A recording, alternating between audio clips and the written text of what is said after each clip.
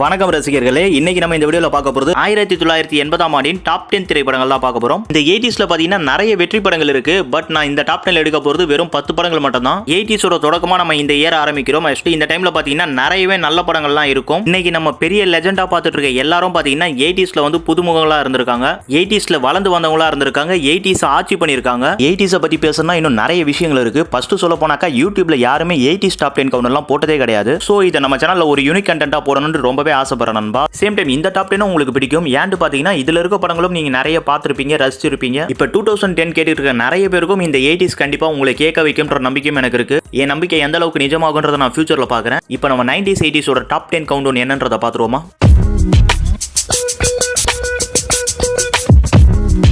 நம்ம கவுண்டவுன்ல 10வது இடத்துல இருக்க படம் ஆகஸ்ட் 15ஆம் தேதி வந்திருக்க ஜானி.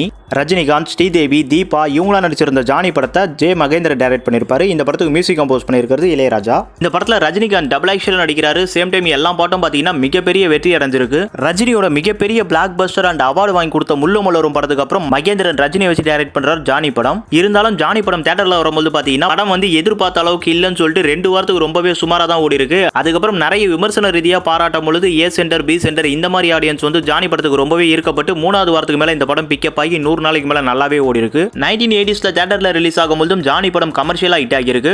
மகேந்திர டைரக்ஷன்ல வந்திருக்க ஜானி படம் இன்னி வரைக்கும் நம்ம தமிழ் சினிமால பாத்தீங்கன்னா ஒரு கல்ட் ஃபிலிமா இருந்துட்டு தான் இருக்கு. நம்ம கவுண்டவுன்ல 9வது இடத்துல இருக்க படம் நவம்பர் 6ஆம் தேதி வந்திருக்க மூடு பனி.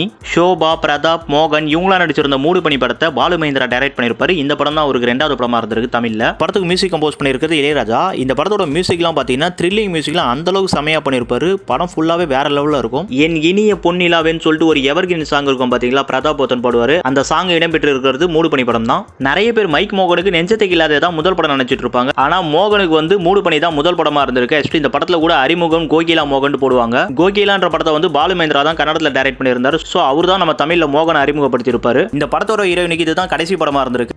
அதுக்கு முன்னாடி அவங்க தற்கொலை பண்ணிட்டாங்க. அது ஏன் எதுக்குலாம் தெரியல. இந்த படத்தோட டைரக்டர் பாலு மகேந்திரா தான் ஷோபாவோட ஹஸ்பண்ட். சோ அவங்களுக்கு இந்த படத்துல டைட்டில் கார்டு கொடுத்துருப்பாங்க. ஷோபா இறக்கும் போது பாத்தீங்கன்னா அவங்களுக்கு 18 வயசு தான். மூடு பனி அந்த டைம்லயே பாத்தீங்கன்னா ஒரு த்ரில்லர் படமா வந்திருந்தது. அந்த டைம்ல பாத்தீங்கன்னா 200 நாள் வரைக்கும் இந்த படம் தியேட்டர்ல ஓடி ஒரு பெரிய சூப்பர் ஹிட் படமா இருக்கு.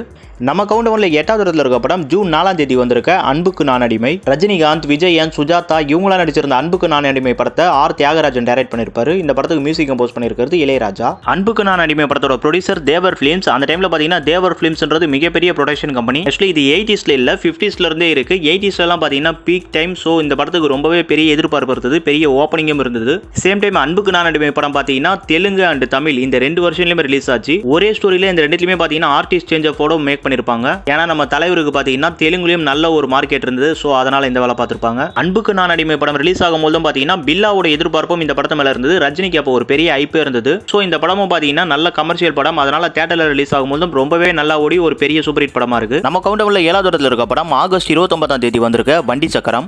சிவகுமார், சரிதா, சில்க் சுமிதா இவங்களா நடிச்சிருக்க வண்டி சக்கரம் படத்தை கே விஜயன் டைரக்ட் பண்ணிருப்பாரு. இந்த படத்துக்கு மியூசிக் கம்போஸ் பண்ணிருக்கிறது சங்கர் கணேஷ். வண்டி சக்கரம் படத்தோட கதையை எழுதி இருக்கிறது வினு சக்கரவர்த்தி தான். இந்த கதையை பாத்தீங்கன்னா ஒரு 1976 எழுதிட்டாரு. சேம் டைம் பாத்தீங்கன்னா ரோசாப்பூ ரவிகேகாரி தான் சிவகுமாரோட 100வது படம். ஆனா வண்டி சக்கரம் தான் 100வது படமா சைன் ஆகி இருக்கணும். ப்ரொடக்ஷன் டிலேனால இந்த படம் வந்து 120வது படமா சைன் ஆயிடுச்சு. பட் இந்த படம் ப்ரொடக்ஷன்ல லேட் ஆனதுனால 111வது படமா ரிலீஸ் ஆகிருக்கும். மிகப்பெரிய நடிகரா இருந்த வினு சக்கரவர்த்தியும் பாத்தீங்கன்னா வண்டி சக்கரம் படம் தான் முதல் படமா இருந்திருக்கும். பட் ரோசாப்பூ ரவிகேகாரி முன்னாடி வருஷமே வந்துருச்சு. நம்ம தமிழ் சினிமால யாராலுமே மறக்க முடியாத ஒரு நடிகையா சில்க் சுமிதா இருக்காங்க. அவங்க இந்த படத்துல தான் அறிமுகமாயிருக்காங்க. அவங்க நிஜ பேர் வந்து விஜயலட்சுமி. இந்த படத்துக்கோசம் ஸ்மிதான்னு வச்சிருப்பாங்க. இந்த படத்துல அவங்க பண்ண கேரக்டரோட பேரு சில்க். சோ அதனால சில்க் சுமிதான்னு சொல்லிட்டு பேர் வந்துருச்சு. இந்த படத்தோட ரைட்டர் வினு சக்கரவர்த்தி தான் சில்க் சுமிதாவை அறிமுகப்படுத்தினதா நிறைய இடத்துல சொல்லியிருக்காரு. அதுதான் ஃபேக்டும். வண்டி சக்கரம் படத்தோட நடிப்பு கோசம் சிவகுமார், சரிதா இவங்க 2 பேருக்கும் நிறைய அவார்டு கிடைச்சிருக்கு. சேம் டைம் இந்த படத்துக்கும் பாத்தீங்கன்னா நிறையவே பாசிட்டிவ் ரிவ்யூஸ் கிடைச்சிருக்கு. வண்டி சக்கரம் படம் தியேட்டர்ல ரிலீஸ் ஆகும்போது பாத்தீங்கன்னா ரொம்பவே நல்ல ரெஸ்பான்ஸ் எடுத்து இந்த படம் மிகப்பெரிய வெற்றி அடைஞ்சிருக்கு. சேம் டைம் பாக்ஸ் ஆபீஸ்லயும் ரொம்ப பெருசா கலெக்ட் பண்ணி ஒரு பெரிய பிளாக் பஸ்டர் படமா இருக்கும். சிவகுமாரோட லைஃப்லயே பாத்தீங்கன்னா வண்டி சக்கரம் படம் ஒரு மிகப்பெரிய வெற்றி திரைப்படமா இருக்கும். நம்ம கவுண்டவுன்ல 6வது இடத்துல இருக்க படம் நவம்பர் 6ஆம் தேதி வந்திருக்க வறுமை நிறம் சிவப்பு.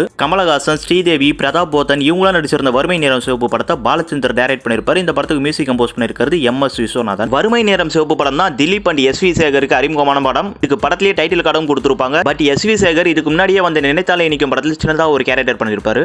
பாலச்சந்தர் அண்ட் கமலஹாசன் இவங்க ரெண்டு பேருக்கும் ஹிந்தி தெலுங்குலாம் நல்ல மார்க்கெட் இருந்தனால இந்த படம் வந்து அங்கேயும் ரீமேக் பண்ணப்பட்டது. 1980 துவக்கத்தில் நம்ம நாட்டோட பொருளாதாரத்தையும் நம்ம நாட்டோட படித்த இளைஞர்களின் வேலை வாய்ப்பையும் இந்த படம் அப்படியே பேசியிருக்கும். இந்த படம் பாலச்சந்தர் டச்சில் இருந்தாலும் இது ஒரு ஜனரஞ்சக படமாவே இருக்கும். வறுமை நிறம் சிவப்பு படத்துக்கு நிறையவே அவார்ட்ஸ் கிடைச்சிருக்கு. சேம் டைம் இந்த படத்துக்கு பாசிட்டிவ் ரிவ்யூஸ் அண்ட் கிரிட்டிக்ஸ் இது ரெண்டுமே ரொம்பவே ஜாஸ்தியா இருக்கு. இந்த படம் தியேட்டர்ல ரிலீஸ் ஆகும்போது பாத்தீங்கன்னா மக்களால ரொம்பவே கவரப்பட்டு தியேட்டர்லயும் ரொம்பவே நல்லா ஓடி ஒரு பெரிய சூப்பர் ஹிட் படமா இருக்கு. நம்ம கவுண்டவுன்ல 5வது இருக்க படம் டிசம்பர் 12ஆம் தேதி வந்திருக்க நெஞ்சத்தை கில்லாதே.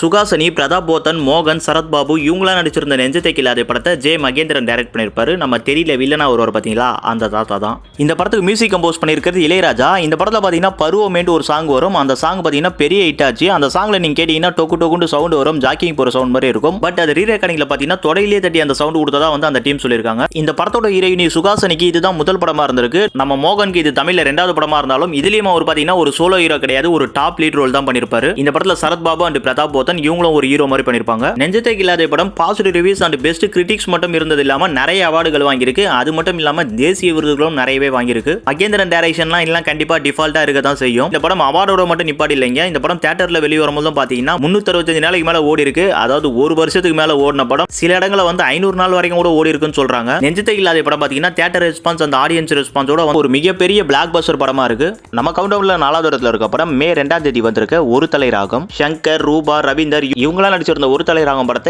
இப்ராஹிம் டைரக்ட் பண்ணிருப்பாரு. இந்த படத்துக்கு பின்னணி இசை பண்ணிருக்கிறது ஏ ராஜ். இந்த படத்தோட பாட்டுக்கெல்லாம் மியூசிக் பண்ணிருக்கிறது டி ராஜேந்தர். இந்த படத்துக்கு பாட்டு எல்லாமே எழுதுறது டி ராஜேந்தர் தான். இந்த படத்தோட மூல கதை வசனம் டி ராஜேந்தர் அப்படின்ட்டு டைட்டில் கார்டில் போட்டிருப்பாங்க. அது மட்டும் இல்லாம இந்த படத்துக்கு பின்னணி இசை ஆகட்டும், படத்தோட டைரக்ஷன் ஆகட்டும், இதுலயும் டி ராஜேந்தர் தான் ஒர்க் பண்ணிருக்காரு. இது பின்னால் அவரே நிறைய பேட்டிகளில் சொல்லியிருக்காரு. இது அவரோட முதல் படம்ன்றதுனால ப்ரொடியூசர் வந்து எல்லாத்துக்கும் அவரோட ரைட்ஸ் எடுத்துக்கிட்டாரு. ஒரு தலை ராகம் படத்துல எல்லா படம் பாத்தீங்கன்னா மிகப்பெரிய வெற்றி அடைஞ்சது. இந்த படத்துல இருந்த என் கதை முடியும் நேரம் இது, நான் ஒரு ராசியில ராஜான் 2 பாட்டையும் டி.எம். சௌந்தரராஜன் தான் பாடியிருப்பாரு. இதுக்கப்புறம் பாத்தீங்கன்னா அவரோட மார்க்கெட் டோட்டலா காலி ஆயிடுச்சு. ஆக்சுவலி நான் ஒரு நெகட்டிவா பாடிட்டேன், அதனால தான் என் மார்க்கெட் காலி ஆயிடுச்சுன்னு சொல்லிட்டு அவர் நிறைய இடத்துல சொல்லியிருக்காரு. இந்த படம் டி.எம். சௌந்தரராஜனை க்ளோஸ் பண்ணியிருந்தாலும் டி ராஜேந்தருக்கு பாத்தீங்கன்னா பெரியவே வாய்ப்பு கொடுத்துருக்கு. என்னதான் இவர் இந்த படம் ஃபுல்லா ஒர்க் பண்ணி இவர் பேர் போடாம இருந்தாலும் இந்த படத்துல கொடுத்த கிரெடிட் வரைக்குமே பாத்தீங்கன்னா அவருக்கு ஒரு நல்ல ஓப்பனிங்கா இருந்தது. சேம் டைம் இந்த படத்துல சங்கர், ரூபா, உஷா ராஜேந்தர், தியாகு, ரவீந்தர் இவங்க எல்லாரும் அறிமுகமா இருப்பாங்க. இந்த படத்துல கேமராமேனா வந்து ராஜசேகரன் ஒர்க் பண்ணிருப்பாரு. சரவண மீனாட்சி எல்லாம் நடிச்சிருப்பாரு. இப்ப லேட்டஸ்டா இறந்து போயிட்டார் பாத்தீங்களா, அவர் கேமராமேனா ஒர்க் பண்ணிருப்பாரு. இந்த மாதிரி நிறைய புதுமுகங்களோட நிறைய புது டேலண்ட்களோட தான் ஒரு தலை ராகம் படம் உருவாச்சு.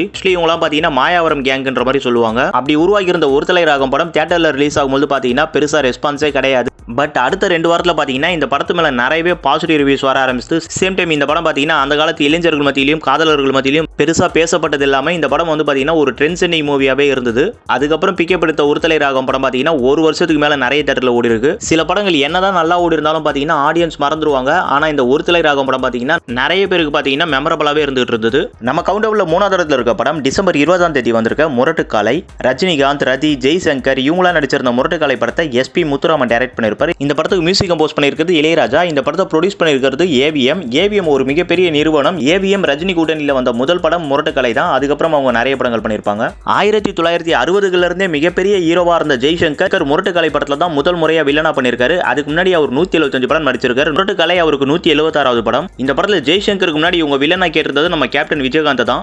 அந்த டைம்ல விஜயகாந்த் ஹீரோ கம் வில்லனா பண்ணியிருந்தாரு. சோ அதனால அவர் அப்ரோச் பண்ணிருந்தாங்க. இப்ராஹிம் ராவுத்தூர் தான் இந்த கேரக்டரை நீங்க பண்ணீங்கன்னா அதுக்கப்புறம் வில்லன்ற முத்திரையை குத்திடுவாங்கன்ட்டு நம்ம பண்ண தேவலன்னு சொல்லி அவர் ஸ்டாப் பண்ணிருப்பாரு. முரட்டுக்காலை படம் அண்ணன் தம்பி பாசம் ஊர் நேட்டிவ்னு சொல்லிட்டு ஒரு கமர்ஷியல் படமா வந்திருக்கும். இந்த படத்துல வந்த ஜல்லிக்கட்டு ஃபைட் சீன்ஸ் அண்ட் ரஜினியோட மாஸ்லாம் பாத்தீங்கன்னா ஒரு மிகப்பெரிய ஆக்ஷன் ஹீரோவா காட்டுச்சு மக்கள் கிட்ட. ரஜினி ஹீரோவாகி 80கள் அசுர வளர்ச்சியில இருந்தாரு. 80ஓட இயர் எண்டில் வந்த முரட்டுக்காலை படத்துக்கு பாத்தீங்கன்னா மிகப்பெரிய ஓப்பனிங் இருந்தது. அந்த ஓப்பனிங்கோடவே பாத்தீங்கன்னா முரட்டுக்காலை படம் தியேட்டர்ல 100 நாளைக்கு மேல ஓடி இருக்கும். இருந்தாலும் இந்த படத்துக்கு பாக்ஸ் ஆபீஸ் கலெக்ஷன் ரொம்பவே பெருசா இருந்து அந்த இயர்லயே அதிக வசூல் செய்த படமா முரட்டுக்காலை படமும் இருக்கும். நம்ம கவுண்டவுன்ல 2வது இடத்துல இருக்க படம் ஜூலை 18ஆம் தேதி வந்திருக்க குரு. கமலஹாசன், ஸ்ரீதேவி, முத்துராமன் இவங்களா நடிச்சிருந்த குரு படத்தை ஐவி சசி டைரக்ட் பண்ணிருப்பாரு. இந்த படத்துக்கு மியூசிக் கம்போஸ் பண்ணிருக்கிறது இளையராஜா. 1973ல தர்மேந்திரா நடிச்சிருந்த ஜுக்னுன்ற இந்தி படத்தோட ரீமேக்கா தான் குரு படம் வந்திருக்கும் தமிழ்ல. ராபின்ஹுட் ஸ்கிரிப்ட் அடிப்படையா வச்சிருந்த குரு படம் அந்த டைம்ல பாத்தீங்கன்னா பிரம்மாண்டம், த்ரில்லிங், காதல், சென்டிமெண்ட் ரொம்பவே கமர்ஷியலா வந்திருந்ததால இந்த படம் நிறைய பேருக்கு பிடிக்கப்பட்டது. சோ குரு படம் பாத்தீங்கன்னா தியேட்டர்ல நிறையவே ஹவுஸ்ஃபுல் ஷோஸா ஓடுனது மட்டும் இல்லாம இந்த படம் ஒரு வருஷத்துக்கு மேல ரொம்பவே நல்லா ஓடி பாக்ஸ் ஆபீஸ்லயும் பெருசா கலெக்ட் பண்ணி ஒரு பெரிய பிளாக் பஸ்டர் படமா இருக்கு. நம்ம கவுண்டவுன்ல முதல் இடத்துல இருக்க படம் ஜனவரி 26ஆம் தேதி வந்திருக்க பில்லா. ரஜினிகாந்த், ஸ்ரீபிரியா, பாலாஜி இவங்களா நடிச்சிருந்த பில்லா படத்தை ஆர் கிருஷ்ணமூர்த்தி டைரக்ட் டைரக்ட் பண்ணியிருப்பாரு. இந்த படத்துக்கு மியூசிக் கம்போஸ் பண்ணியிருக்கிறது எம்.எஸ். விஸ்வநாதன். இந்த படத்துக்கு ப்ரொடியூஸ் பண்ணியிருக்கிறது இந்த படத்தில் டிஎஸ்பி நடிச்சிருக்க பாலாஜி தான். இவர் நம்ம தமிழ் சினிமாவில் 1960களின் ஒரு ஹீரோவும் கூட. 1978 அமிதாப் பச்சன் நடிச்சு மிகப்பெரிய வெற்றியான டான் படத்தோட அபிஷியல் ரீமேக் தான் தமிழ்ல வந்த பில்லா படம். இந்த படம் இரட்டையர்கள் ஆள்மாறாட்டம் நம்ம தமிழ் சினிமாவில் இருக்க கதை தான். பட் இந்த படத்தில் பார்த்தீங்கன்னா கேங்ஸ்டர் லைஃப் ரொம்பவே இன்ட்ரெஸ்டிங்காகவும் ஸ்டைலிங்காகவும் பண்ணியிருப்பாங்க. ரஜினி முதல் முறையா டபுள் ஆக்ஷன் நடிச்சிருக்க படம் பில்லா தான் நினைக்கிறேன். பில்லா படத்துக்கு முன்னாடி வரைக்கும் ரஜினி சில படங்கள் ஹீரோவா பண்ணியிருக்காரு. சேம் டைம் அவருக்கு பைரவ சூப்பர் ஸ்டார் வந்து டைட்டில் கார்டு கொடுத்திருந்தாலும் உண்மையிலேயே அவர் சூப்பர் ஸ்டார் ஆனது பில்லா படம் மூலமா தான். பில்லா படம் தான் நம்ம சூப்பர் ஸ்டார் ரஜினியை ஒரு முழுமையான மிகப்பெரிய ஹீரோவா நிலைநிறுத்தியிருக்கும். பில்லா படம் தியேட்டர்ல வெளிவரும்போது மக்களையும் ரொம்பவே கவர்ந்ததால இந்த படம் 175 நாளைக்கு மேல ஓடி சில்வர் ஜூப்ளி கொண்டாடி பாக்ஸ் ஆஃபீஸ்லயும் மிக பெருசா கலெக்ட் பண்ணி ஒரு பெரிய பிளாக் பஸ்டர் படமா இருக்கு. ஓகே ஃப்ரெண்ட்ஸ், நம்ம 1980 ஆண்டின் டாப் 10 திரைப்படங்களை முடிச்சிட்டோம். ஆக்சுவலி இந்த 80ஸ்ல பாத்தீங்கன்னா நிறையவே வெற்றி படங்கள் இருக்கு. நம்ம 80ஸோட ஃபர்ஸ்ட் டாப் 10 இது. அதனால ஆனஸ்டா டாப் 10 மூவிஸ் மட்டும் தான் பண்ணணும்னு சொல்லிட்டு 10 படங்கள் மட்டும் எடுத்திருக்கேன். உங்களுக்கு நம்ம செலக்ட் பண்ண படங்களும் கவுண்ட் ஒன்னும் பிடிச்சிருக்குன்னு நினைக்கிறேன். அப்படி மாறுபட்ட கருத்து இருந்தா அதை அப்படியே மறக்காம கமெண்ட் பண்ணுங்க. உங்களை இதோட அடுத்த வீடியோல வந்து சந்திக்கிறேன். தேங்க்யூ ஃபார் வாட்சிங். பை.